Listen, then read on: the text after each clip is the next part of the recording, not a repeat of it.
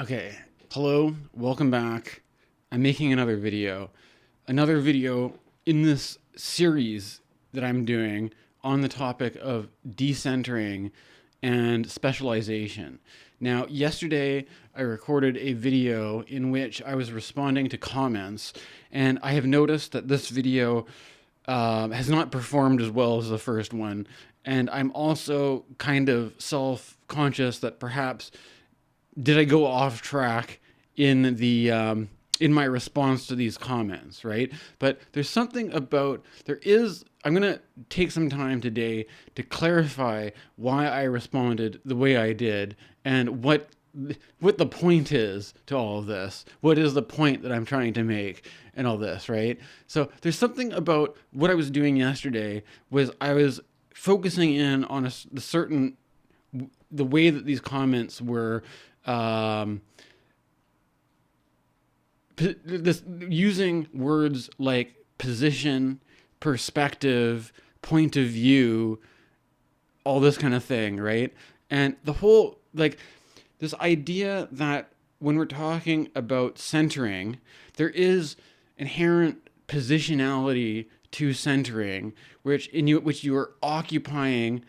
a central position, or you're occupying a marginalized position. And from this, I basically took a very straightforward kind of identity politics approach to describe the fact that although I am a heteronormative white guy, which is basically like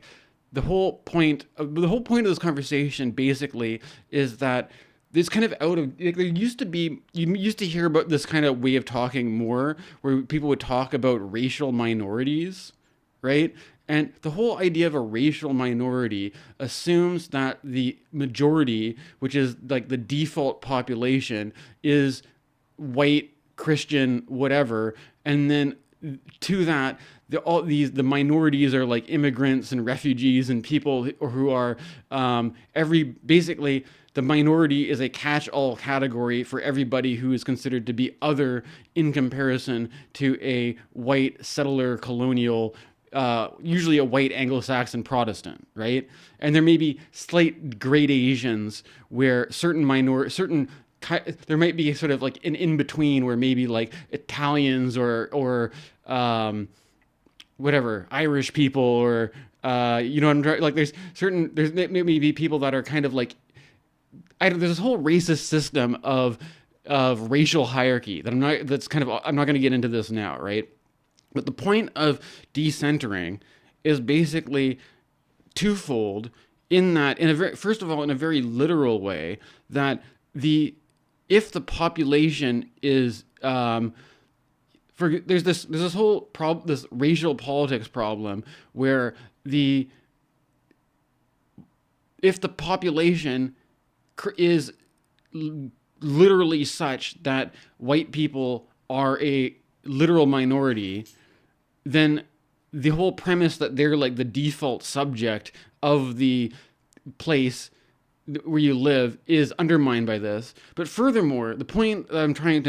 of this is also, I was drawing off of A Thousand Plateaus by Deleuze and Guattari, in which there's a section where they talk about the point of the idea is not to literalize majoritarian and minoritarian into like a concrete, like taking a census and measuring how much of a population there is. It's like, regardless of what the actual concrete numbers are, it's that we create an imaginary category of who the default person is, right? Who the default subject, to which if I'm going to just create a video, then I'm catering to what's the most default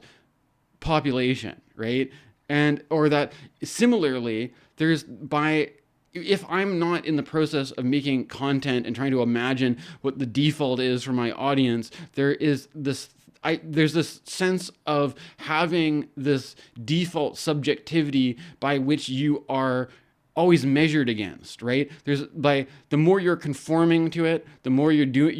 doing good, the more you are deviating from it, the more you're a misfit, an outsider, a weirdo, and all this kind of stuff. And that regardless of race or gender or sexuality, there can be even just like wearing the wrong clothes or displaying some sort of characteristic that doesn't fit in, decenters you from the center, right? And so this is also in the context of I basically was inspired to do this by finding some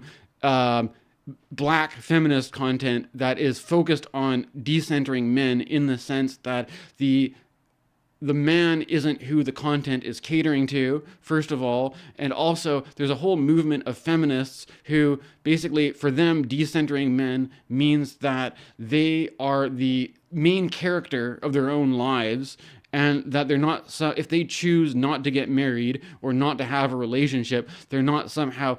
deficient or doing things wrong. There's no reason to make a negative judgment over not being in a relationship or not playing a supportive role to a male partner, all this kind of stuff, right? And so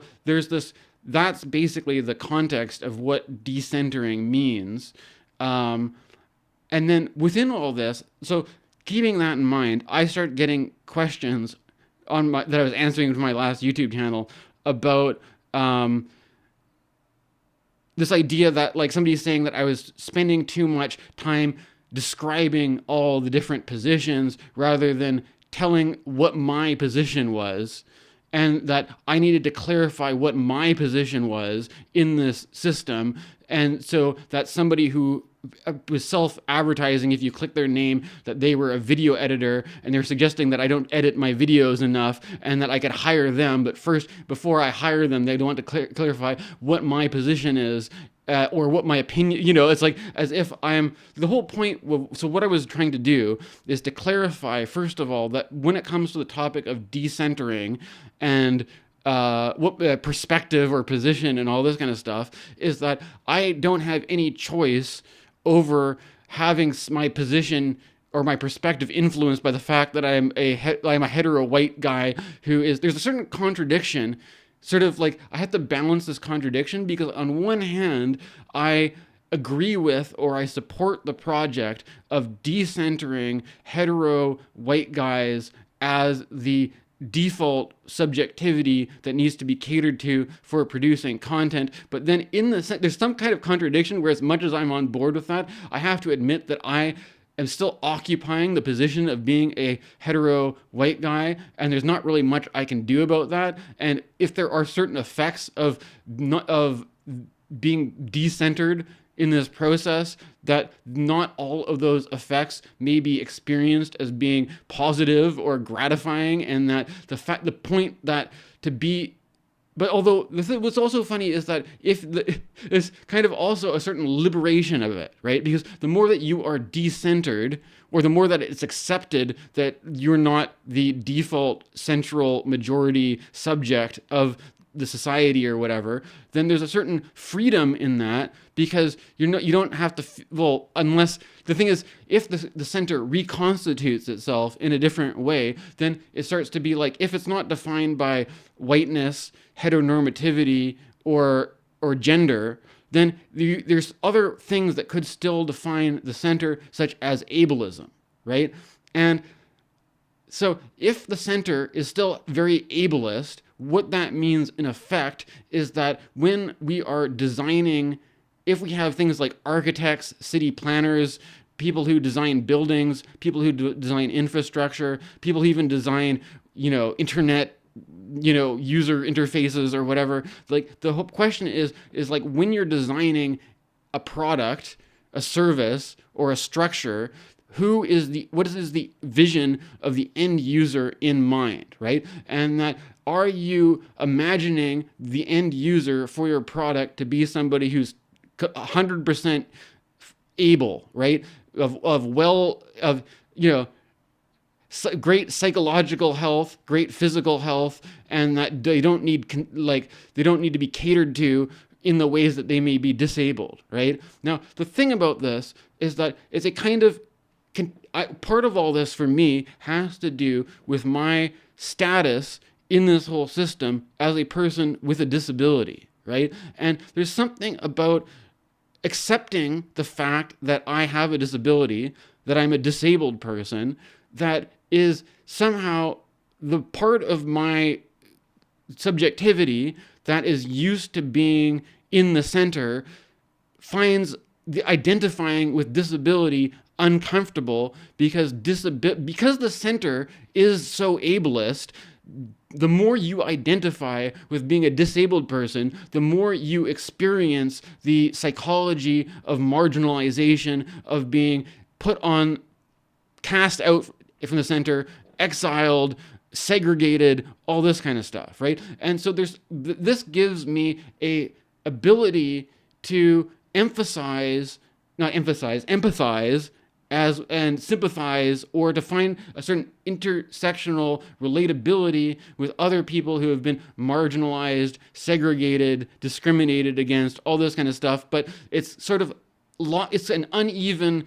terrain. It's like spiky mountains where there might be some areas in which I'm still very much my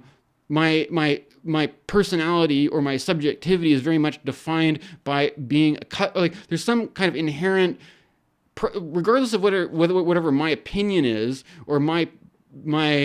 position that I take on this issue, there's still something fundamentally psychologically uncomfortable of being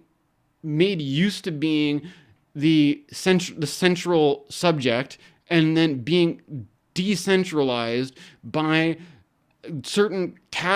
systems of labeling and categorization which designate me as an other who has some kind of special exception made for me that other people don't have, right? And for me to be upfront about it, part of this is having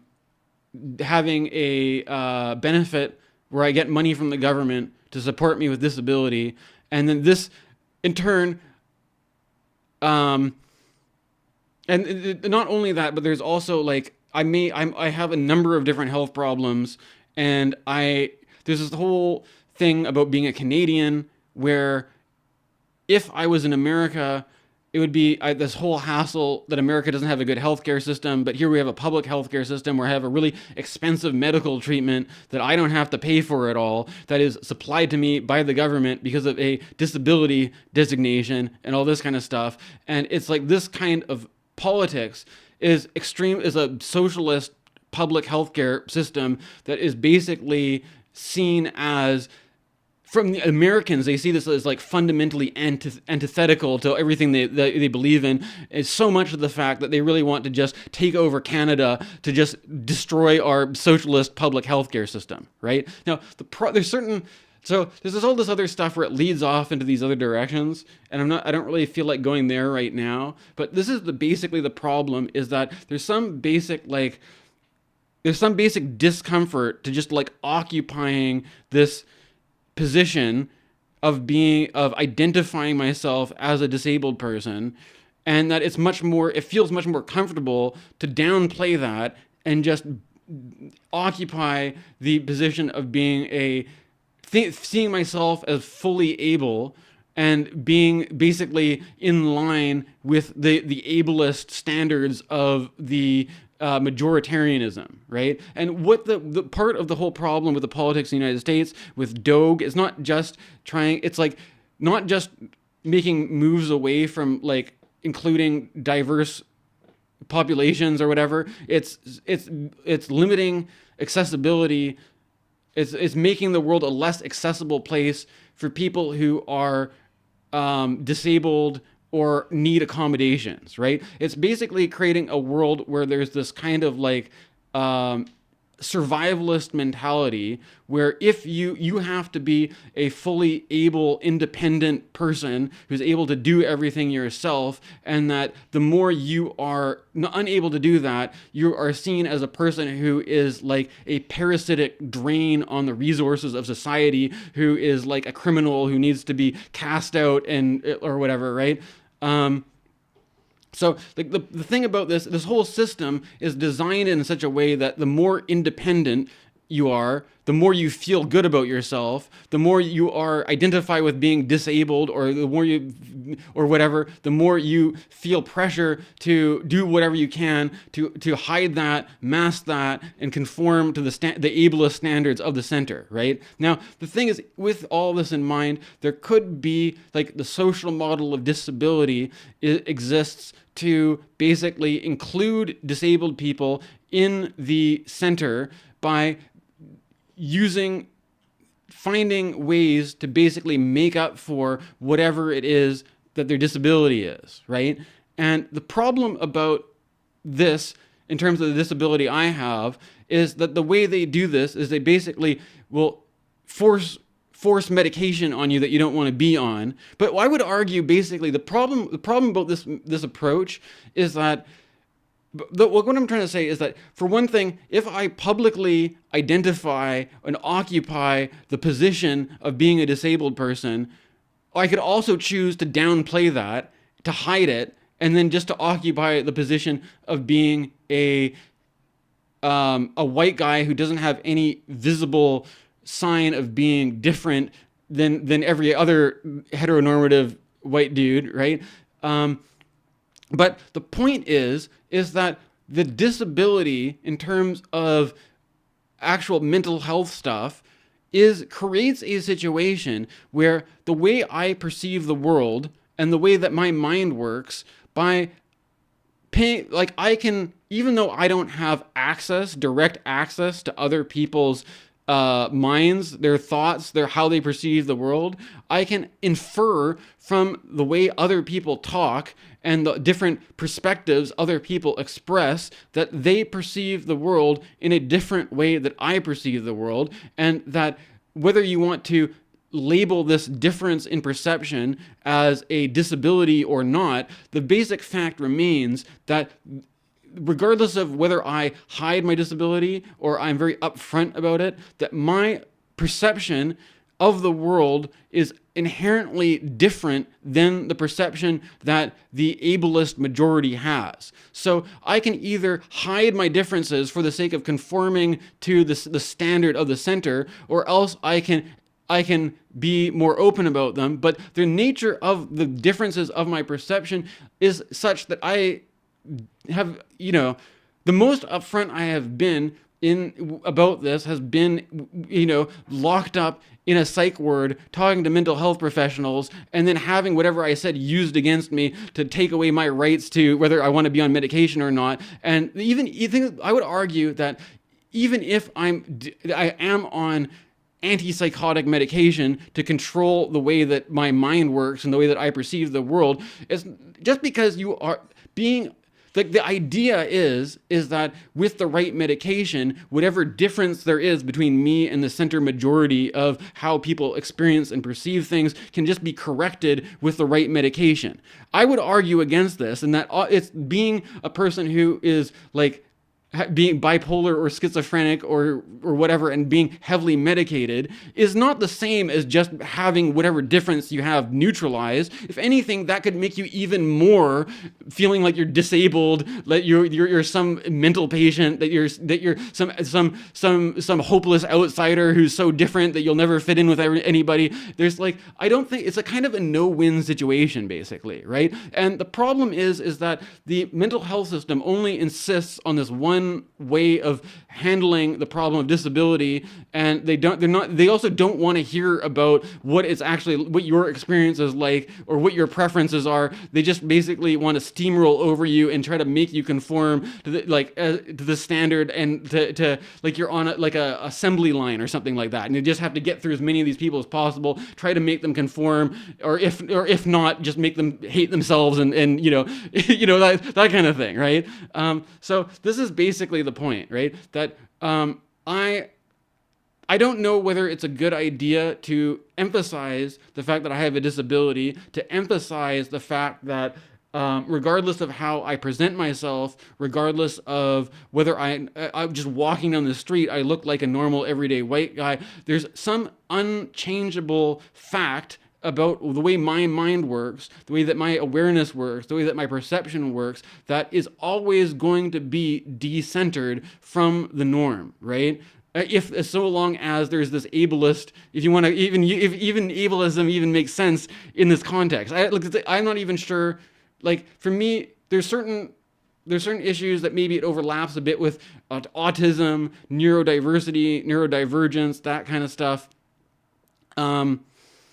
This is basically the problem. And so with all this thing, like the problem about like taking, like when people say in this thing, like trying to clarify what you're talking about, all these different points of views or different perspectives, like that, the idea of the multifaceted point, the point of this is not to try to list out all the different multiple points of view, but to rather describe the overall. It's like, imagine if you were like, I just was walking my dogs and there was a helicopter flying by. Imagine you're riding around in a helicopter, right? And you were like, like maybe you're doing the morning traffic report, right? Your job is not to like examine if there's a traffic jam. You're not going to like zoom in on every little one of the cars being like, oh, we have a huge pileup. There's a Toyota Corolla. There's a Honda Civic. There's a Ford Explorer. There's a this and that. Like the whole point is that there are going to be a whole diversity of different cars in the traffic jam. And that the point is to not zoom in on each of the cars and describe each of one of the cars, and like it's kind of redundant to do that, but rather to see like why, like, okay, where's the actual accident, where's the traffic jam, where's the obstruction, and what are the routes you can take to get around that, basically, right? So it's like it's kind of redundant to describe all the little nitty gritty details of what all the different fragmented perspectives are, but in my perspective is basically influenced by the fact that I have no choice over my biology, my ancestry, my genetics, and the resulting state of mind that has arisen out of the environment, combination of environmental and ancestral genetic factors have all come together to produce the personality that you see on your screen now, that has no choice but to communicate in this specific style, this specific perspective, and that to the extent that this way of communicating or this way of thinking is judged to be abnormal, deficient, sick, deranged, and then there's this pressure for the authorities to try to medicate me into being what you want to see as the average subject that every white guy, every normal dude needs to be, right? And so this is basically my perspective is basically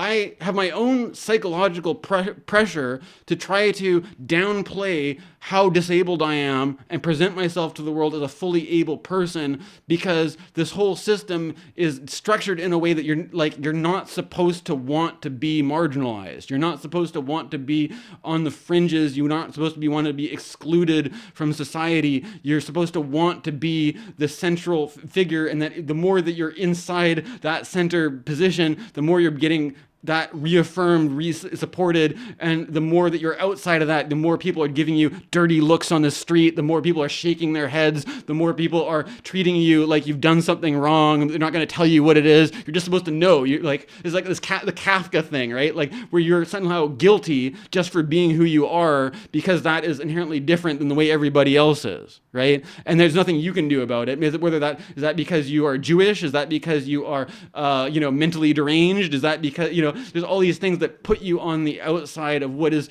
the center of what is acceptable, right? I'm going to take the thing is also,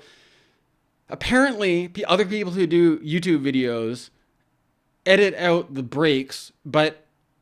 this is basically as a kind of signal to so if you take this idea of centralization in context of what is the center for making content for YouTube, the center is defined by people who choose to edit out all the silence, all the gaps out of their video, so it's just a smooth stream of talking. And up until this point, I have made a specific stylistic choice not to do this, and so that if I am going to right now take a break, have a sip of water, collect my thoughts, you're going to have to deal with a gap in the video that because this is what real life is like, right? Like so bear with me for a while as I just pause for a second, because I'm not going to edit this, right? And that if I want, like, this is the whole thing, is that if I was inclined to edit this out, I could very well. I actually have the technical know-how to do this myself. But there's something for me that when I've considered doing this before, but there's some kind of guttural reaction that I don't feel like editing out all my stuff to be like super perfect to fit into this dominating standard that says you have to do everything like this or else you're just a fucking deranged lunatic, right? So excuse me for being a human being, that not a fucking robot that needs to pause, that needs to take a glass of water, and that to expose my humanness to this cold-blooded machine that wants to just, if I can't make anything economically productive, I'm basically a piece of human garbage to it, right?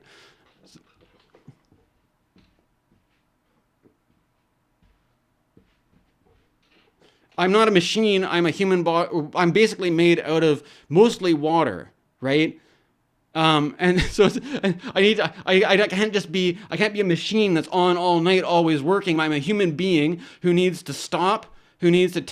chill out, who needs to drink water, who needs to collect my thoughts. And this is odd to me that we've developed a style of media in which we, like, every time that we're reminded that we're not machines, that we're human beings, this is something that we have to edit out, right? Because it's like, to be a human being who has basic human needs is basically an inefficiency to this cold-blooded machine world.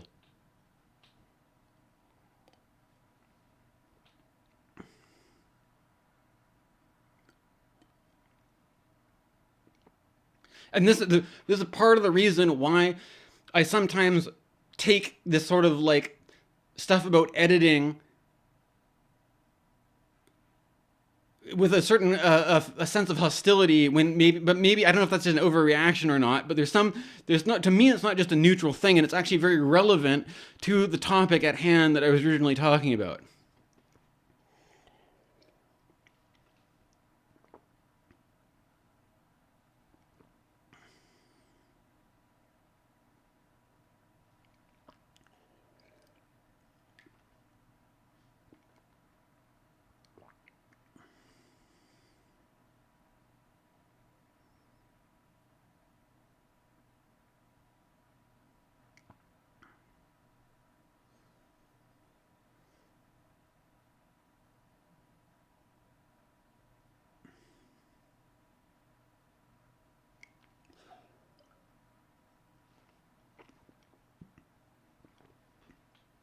Okay, so two other ideas I have in my mind. First of all, to further clarify, in my last video I named out a bunch of references of people. I know, I think I maybe got off track, because in trying to answer this question of what my point is, or what my perspective is, or what my position is, I ended up listing off, or going into my history, listing off some influences to try to give a sense of how I'm oriented in all this.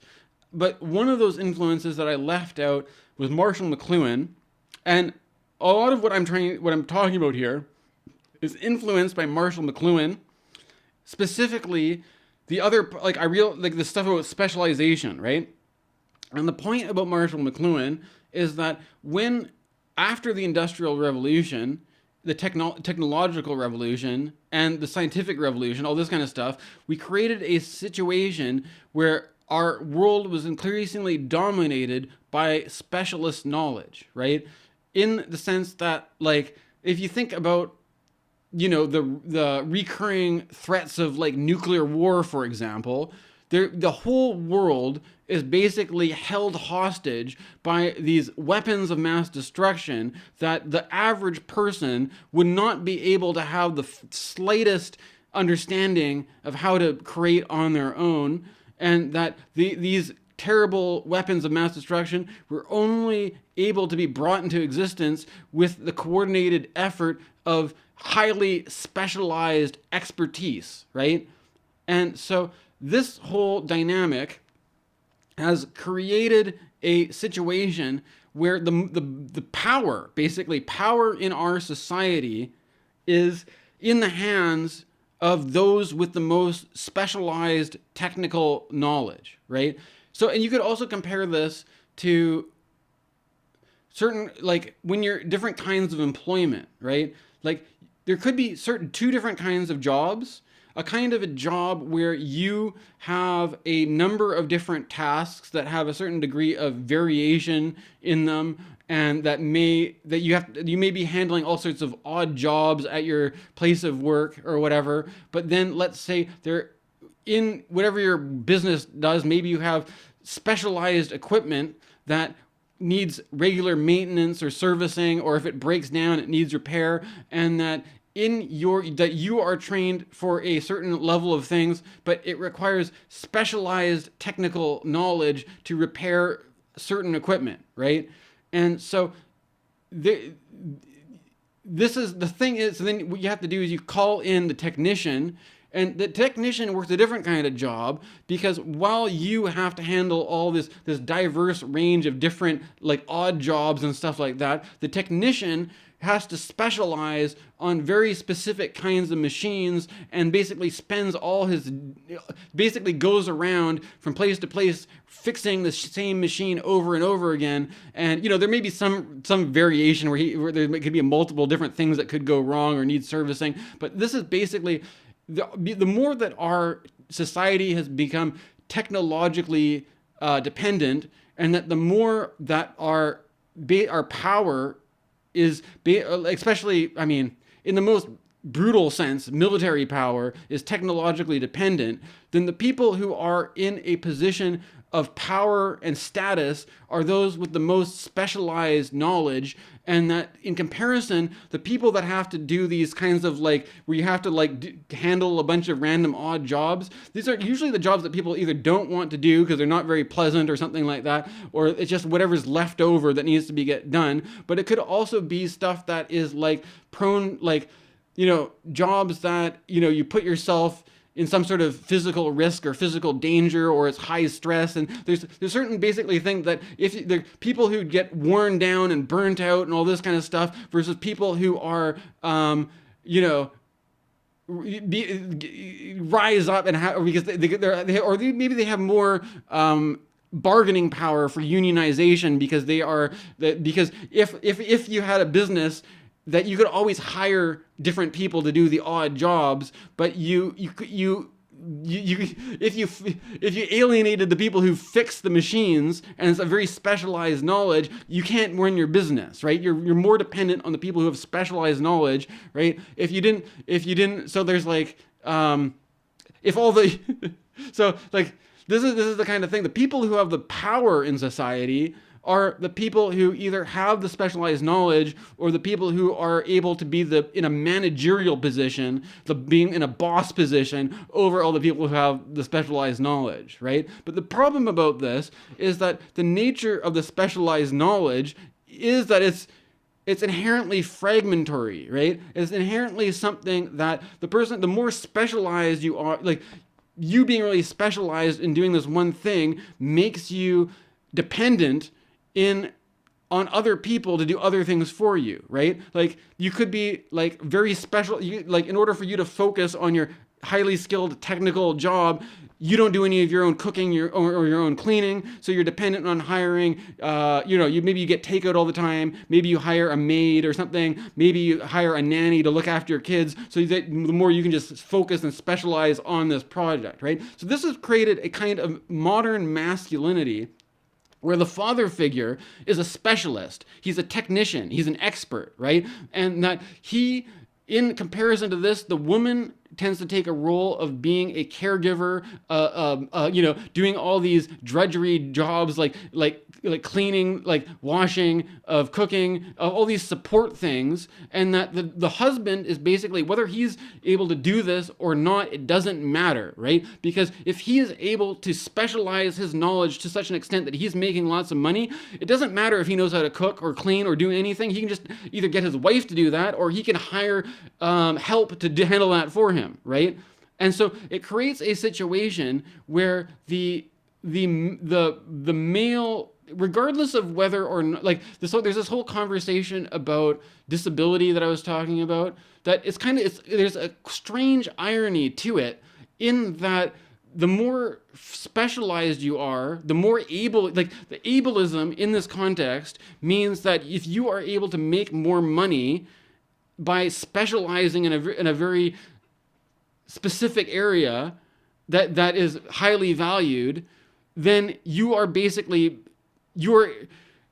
ableism is only counts for this, for being highly specialized, right? If you are effectively disabled because you don't know how to work your own dishwasher, or you don't know how to cook a meal for yourself, or that you're not very good at cleaning up your living space, if you can just make enough money to hire other people to do this for you, you're effectively not, there's no reason to consider yourself disabled or at a kind of insufficiency for what is considered to be the center of our society, right? Because our society has this weird version of ableism where if you are able to do one thing really well and other things you can't do, it doesn't matter so much as the one thing you do really well, you do really well, right? But this has created the idea of the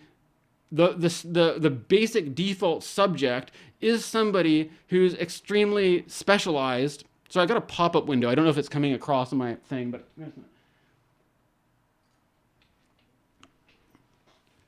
so this creates an idea. So this creates an idea where instead of, like, if you're a child growing up, that your idea of what it is to be a man, to be a father, isn't somebody who's heavily involved with your life, if, like, what goes on in the home, what goes on in the all the, maybe, like, instead of somebody who's there to help you out with your homework or something like that, you have to get a tutor to do that, and your dad is busy being your dad. It's like the absent father is basically coded into this. The father's always going to be somebody like James Hillman, I mentioned in my other video, mentions this, is that there's something about the archetype of the father, that the father's role in society isn't there to teach you how to do all the different things in life, or to be there for, as a supportive guiding figure for everything. The father's basic job is to put a roof over your head, to provide a basic standard of stability and security with food on the table. So you've got basic security and stability, and that in that situation, he's not there to teach you how to live your life or how to be a good person or all that. He is basically just there to bring you into this world and to give you a container for which you can grow into a man and then become independent, and then you don't really need very much from your father at all, right? Like that is, and if he's able to do that well, that's all he needs to do to be a good father, right? But this is all, it's inherently this father that is so specialized in just making all the money to make this possible. He's a very, this version of a father is very distant, is kind of alien, is kind of removed, is kind of like somebody you never really think you know or something. Like he's kind of like a stranger. And there's this kind of like, so there's all this kind of like parental, like that is just code. So that is what our system is created as the norm, based on the structure that power comes from extreme forms of specialization, not of being a well-rounded person who's able to take care of themselves, to handle all the different things that go into being a human without relying on a whole team of maids and caregivers and people to do your laundry and your yard work for you, right? Like the more you're doing that, the more you are in a support position to these people who are the main subjects. The main subjects of our society are these very specialized people who don't need to be well-rounded, right? And so there's this kind of contradiction where the center is not actually unifying, it's fragmentary, right? And so Marshall McLuhan talked about this, that there is two motions in the technological modern era, which is, first of all, of explosion and implosion, right? And what he meant by explosion is that like a frag grenade. Like in some of these like video games, the grenades are called frag grenades, and that the idea is that you throw a grenade and it explodes into a million little pieces that are like shrapnel, and it's like these fragmentary pieces of shrapnel are the things that fly around and kill people, right? And so so the idea that the demand for power to be associated with highly specialized specific areas of knowledge is like taking a formerly unified whole society and exploding it into all of these violent fragments, which are basically highly specialized knowledge, which are usually, the power comes from their ability to be applied for war and killing, basically, right? And then and I mean, he also uses it in the context of the printing press, in that the making literacy available to everybody. In extent, like this is what McLuhan's funny because it's counterintuitive, because he was an English professor that criticized literacy as because he said that there was some sort of negative side effect for literacy becoming more available to the population, in that the structure of literacy itself is inherently fragmentary. Because in the idea that, like, I mean, you could have one person, like, it's like the difference between having a person who's literate reading a book out loud to an illiterate audience, and they're all paying it, like in that situation, the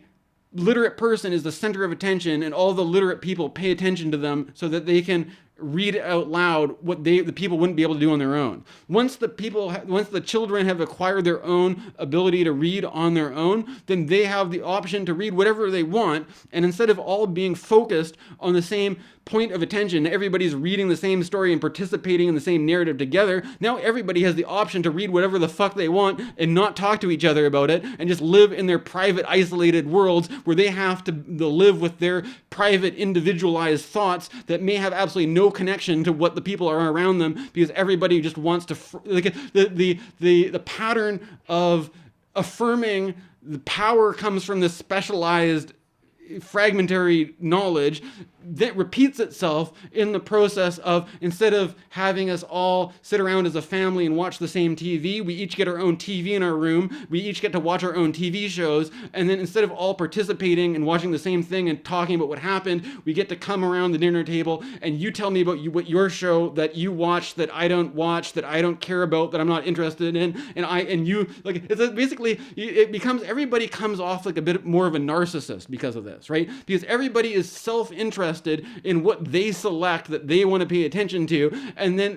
when they come together, they have to like begrudgingly have to like put up with somebody else talking about their interests and waiting their turn, but nobody's actually interested in what the other person has to say, because it's just a distraction away from their own specialized direction of pursuit, which is reinforced by the environment, because if you want to be successful, you have to find one thing that you like and specialize in it, and that is your golden ticket to success, basically, right? And the more that you try to be like, oh, instead of specializing in my own really fragmented, individualized pursuit, I'm going to instead try to balance out with people. People then start to be like, get a fucking life, buddy. We don't like that's kind of like, this is the attitude. The whole system is like, so then McLuhan's the other motion is that not just the explosion of fragmenting everybody else in these highly individualized, like volatile fragments. There's the then the implosion, where all the fragmented stuff then comes back, where in some weird way, even though rather than all gathering around the same TV screen and watching the same thing, even though that we're all fragmented in these different, we all have our own private screens, we all have our private news feeds, there's this kind of weird balancing out that happens where, like, the more and more diverse and more choices and options that you have, the more it starts to be like, for some reason, the algorithm, we're like, oh, well, it turns out there's actually not that much choice. It turns out the internet was supposed to free us from the limitations of like cable TV, but now when you watch YouTube, it's just fucking CNN and Fox News again, right? Or that now that when you go on Facebook, it doesn't feel like you're getting a personalized news feed or something like that, or they're catering to your own personal subjectivity. It seems like a control structure that's trying to make everybody in the same boring, homogenous center, right? So you're like, oh, I thought this was going to be me pursuing my own interests, but no, it's basically everything that I do, which is you. Like let's say if I am into modular synthesizers or whatever, which is perhaps more niche than just being into what is more common. Like the more I do what is more specific and niche and in a specialized, the internet is actually like, oh, have you ever thought of just doing what everybody else does? Have you ever thought of just not being an individual, right? So the implosion is that everything explodes and fragments to the point where it becomes kind of redundant. And then everybody's so individuated and fragmented that it becomes the common condition that you are just as fragmented and isolated and frustrated as everybody else. And now we're all mixed up in the same fucking totalitarian system that tries to make us that takes individuality, crushes it, grinds it down, and tries to produce this stupid fucking sludge mass of a subjectivity that basically just feels retarded. Right? And I think this is like, when I was a teenager, me and my friends were really into the band Devo. This is basically what Devo was about. That the advances of the new technological era just seem to make everything dumb, right? That there's it was like the new horizon of some kind of future technological society just seemed to produce a lot of idiots. I don't want to be too condescending, but that's kind of, it's like, it's not evolution, it's devolution, right? Although, you have to keep in mind that I'm a guy who does an astrology channel, and people may just criticize this, doing astrology as a symptom of that regressive mentality. But this is also another thing that McLuhan talked about, because he said that once you hit this technological frontier, what you get is essentially the return to the tribalism of prehistoric times that were basically just a bunch of primates underneath us waving our big sticks around at each other just in a very highly technological way, right?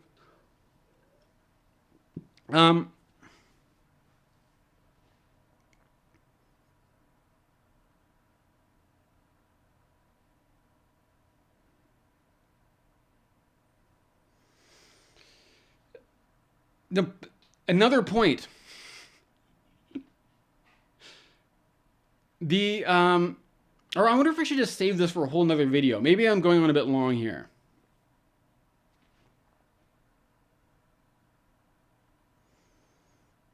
I think I have a certain kind of stamina for this right now. Maybe I'm gonna just briefly introduce the other point, and if it's necessary to make another video on it, maybe I will. But I think it's also important to specify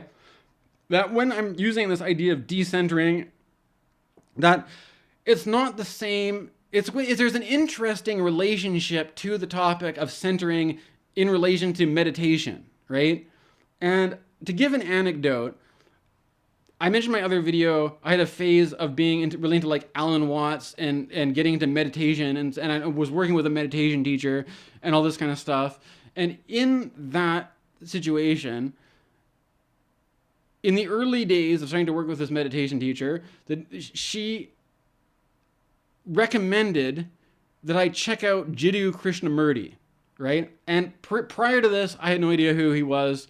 Jiddu Krishnamurti was the guy who was selected as a child to be the teacher of the New Age for the Theosophy movement, but then he ended up rejecting the whole thing. But it's kind of ironic because he rejected the whole project of Theosophy that selected him, and their whole approach that they wanted him to take. Like, there's like a whole, basically a kind of like a New Age cult organization that had connections to Blavatsky and all those people that had a very specific idea of who they wanted their teacher to be, and selected a person as a child from a young age, to be the prophet of the new age. And then he basically was like, well, I'm not going to do it like the way you want me to do it. I'm going to do it the way because you're asking me to be, I'm not just going to do. So he ended up in some way rejecting the whole project, but then still being a teacher. And what's interesting about, he has a certain style this is like what I'm trying to say in the context is that he ended up making a video, which I will link in the comments, about how to live without a center, right? And I'm bringing this up because often my meditation teacher's style would be to use this idea of centering or being centered in the sense that in our life, there may be all kinds of drama or chaotic things happening, but if you are centered, that you're in you find the peace, the equanimity, the stillness, the silence that exists in the center of all, like in the midst of all the noise and the chaos and all the stuff going on. You can be centered in it, and the more centered you are, the more you are approaching life with a kind of equanimity, a kind of grounding, and you're not getting pulled into the drama. You're not getting pulled into the conflicts. You're not and the thing about this is that the more she would talk about this, then I would be she introduced me to Krishnamurti, and then I found Krishnamurti talking about what does it mean to live without a center, right? And so it starts to feel like a contradiction that the same teacher who recommended Krishnamurti and who is very reliant on the idea of centering for meditation, and then if you listen to what Krishnamurti says on the subject, the Krishnamurti is taking like the complete opposite direction. And so I asked her about this, and then she's like, oh, well, of course you could go that way with it too. And then basically, this is, again, it kind of maybe complicates it because it brings into this question, when you're working with a meditation teacher, there's a tendency to,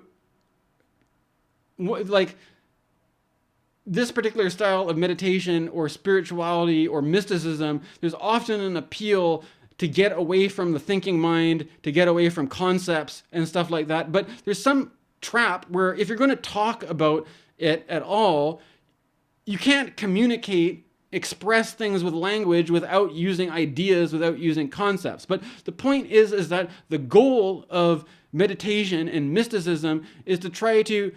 communicate something that somehow transcends the limits of what can be expressed with language, right? And there's some kind of thing where even if it sounds contradictory to say that it helps to be centered and not to get pulled out of the center, but then we also recommend this guy who it says that you don't even need to have a center. It's like it seems contradictory, but it's not, right? And basically the point is that there's the idea of centering. I'm going to try to there's another version of centering. There's another, using the word center implies something else in this other context, where to be consider what I'm doing right now. I'm sitting here, I'm experiencing the world from the perspective of being this person named Dan who is sitting on a piano bench in front of a piano. I'm here at this house. I'm not going to tell you where I am for the sake of not doxing myself, but this is the point is that in what goes into my awareness, there may be all kinds of influences in that, I'm using I don't know, could be the pressure, what I was saying about the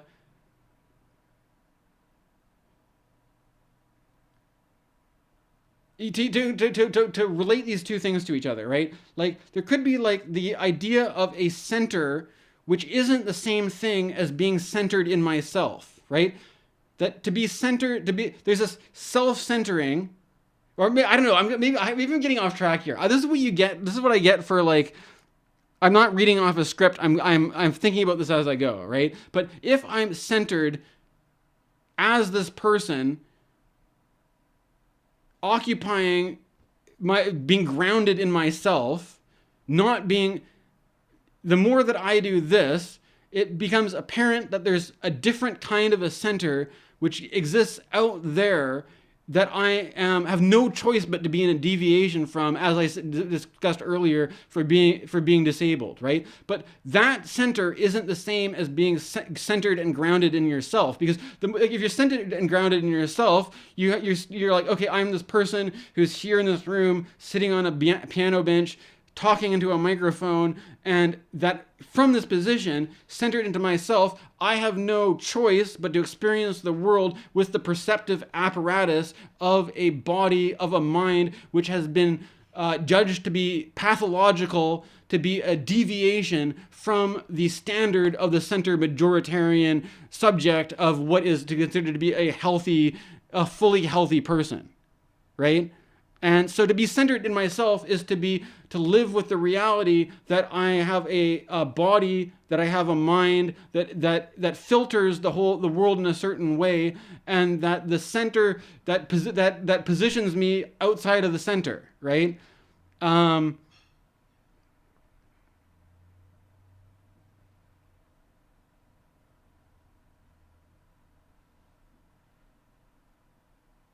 But it becomes confusing to then bring the Krishnamurti thing in, because that sense of self-definition is a kind of identification, and the path of mysticism is all about not identifying with the person, not identifying with the body, trying to transcend the ego of identification so that you're not identified with this thing, but there's some basic unescapable truth that I'm always going to be. Even the guys who were the mystical masters still, even if the ones who taught non-identification with the body, still had to, if they got sick, they had to, they're not just blocking out the experience of all the ways that their body, their mind are deviating from the standard of perfect health and well-being, right? And there's something about the standard of perfect health and well-being that, in the sense of in almost like, if you consider like to flip now, it's kind of funny because I tend to think where I have this background of working with meditation and mysticism and all this kind of stuff, but I still like Slavoj Zizek, and Slavoj Zizek is like completely opposite in that he's a completely anti-mystical, anti-transcendent Marxist materialist that's arguing for communism, and there's this inherent contradiction that I kind of like Zizek, and I kind of like the leftist politics of a hard left Marxism and stuff like that. But there's some kind of dynamic where Zizek always doesn't want people to be Buddhists or mystics or into the transcendent. He wants to bring it back to the materialist dialectic and stuff like this. And this maybe complicates things, but the point, if you bring in this Zizekian, Lacanian, Hegelian critique, there's this idea that the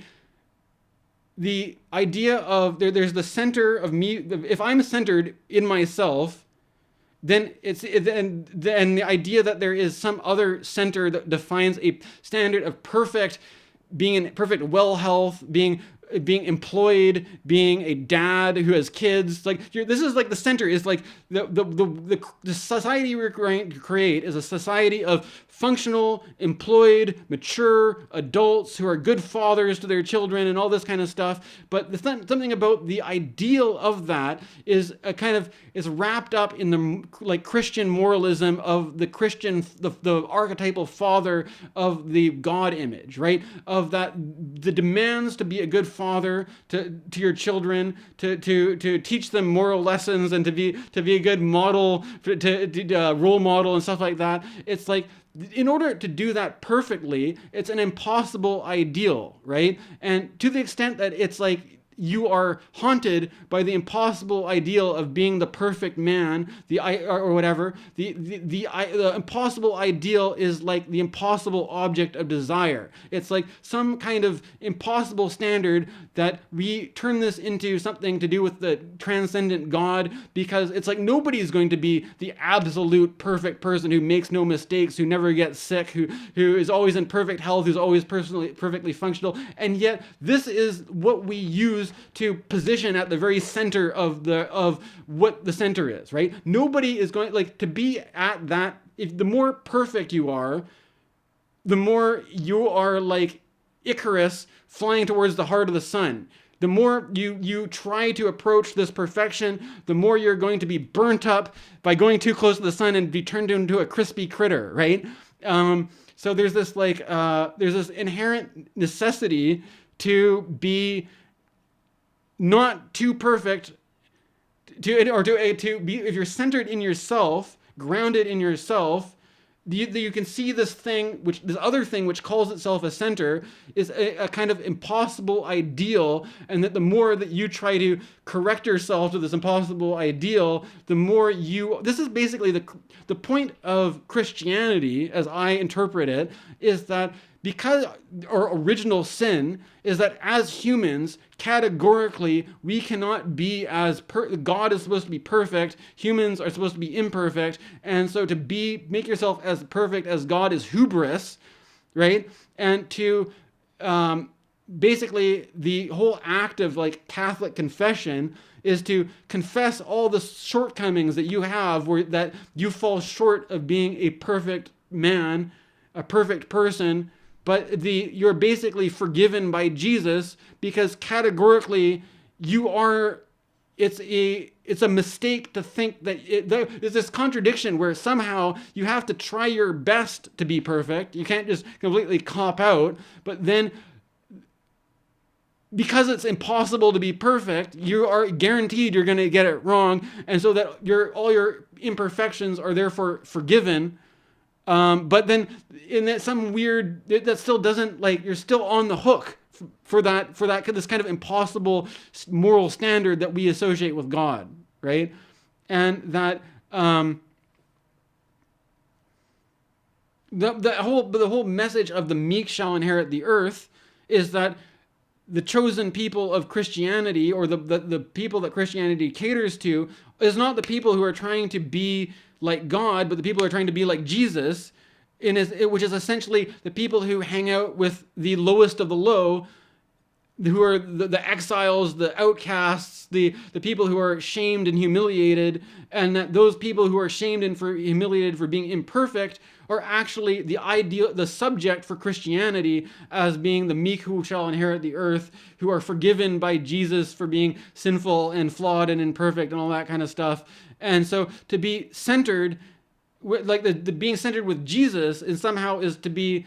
like bearing this inherent conflict between accepting yourself with all your flaws and your imperfections, but still not forgetting this demand, this weird demand to constantly try to improve yourself and make yourself better or something like that, right?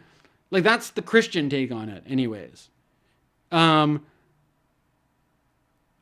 don't know if this is just getting more complicated, but this is basically the point, though, about, I don't know, I think it gets complicated with Krishnamurti, because Krishnamurti is like, what if even that center is just something that you don't need? Like, what if you don't need this center? What if you don't need a center at all? What if all of this is something that you are just burdening yourself with? That you can liberate, like, and there's a kind of radical Christian, this is what I was exposed to with these, with this, it's a kind of a, like, a Neo-Advaita Zen kind of spiritual freedom, like, there's something about a certain way of spiritual teaching in which the point isn't to try to improve people, the point isn't trying to transform everyone or to try to make society some better place, it's to liberate people, and maybe even liberate people from this oppressive God image that you're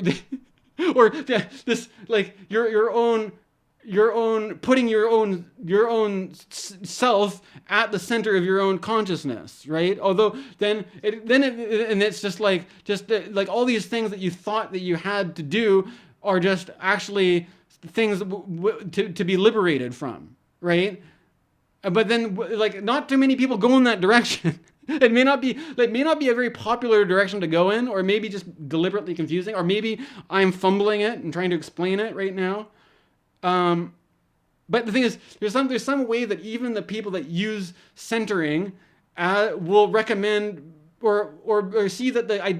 idea of centering is a concept, right? And that if you're too stuck on the concept, there's some kind of liberation that comes from this. There's also like this guy that I like, Federico Campagna, is a philosopher who you get in this also problem where they say the meditation teacher would tend to just say, you just meditate, don't think about it, don't intellectualize it, don't conceptualize it. But then there are philosophers who basically say, well, you know what? If you're doing spirituality, religion, meditation, and we're doing philosophy, all the things that you don't want us, you say that we are better not to talk about, is just open. We have free reign to talk about it as much as we want because we're philosophers. That's what we do, right? But we then in that problem, what if there's limitations? What if there are in fact limitations to what you can talk about or what language can do, and that the teacher who says, don't get hung up on, the fact that the word center can be used in multiple ways to mean multiple different things, and don't get hung up. There's a limitation for these concepts, right? And there's some truth that is transcendent beyond language, that is beyond concepts, that's beyond categorization, and all this kind of stuff. And there's a Federico Campagna book, Technic and Magic, that's all about this, that there's some, that you can do philosophy, and you can talk about stuff, but you can also appreciate that there is some limit to what you can do with language, and that what you can do, what you can talk about, and what you can communicate. And there's that, but that limitation kind of guarantees this transcendent freedom in that, like, if you find this thing that language doesn't touch, then you are liberated from the oppressive forces that seek to take a highly specialized technique, like this is a way to say technique, right? Technique. That language is also this idea of having a specialized technical understanding which could be used for power, domination, control. That the way the technology can only dominate and control people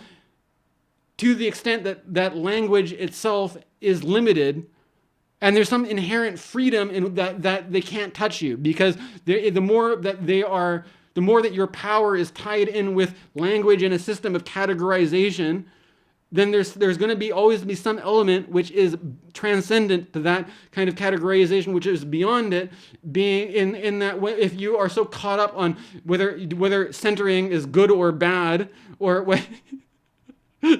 whether you are occupying a position that people label as being in the center or outside of the center, or that are you able, or are you disabled, are you black or white or whatever. It's like there's some freedom to be had in escaping the limits, the very limited,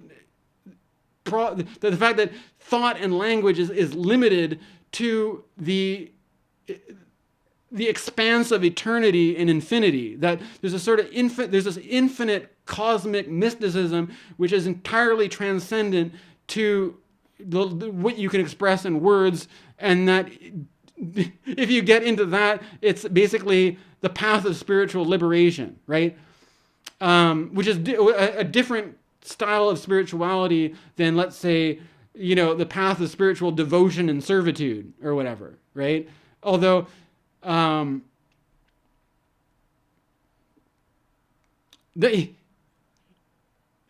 think the center would like to reaffirm the servitude and all this kind of stuff, right? The center wants being spiritual to be a person, like, they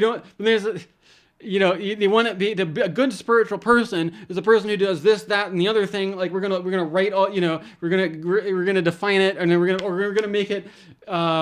We're gonna keep it into a thing where it's a tightly controlled dogma of what is accepted, of what is not, and that everybody who doesn't agree with our dogma, we're gonna burn at the stake, right? And so in all this stuff, I don't know, maybe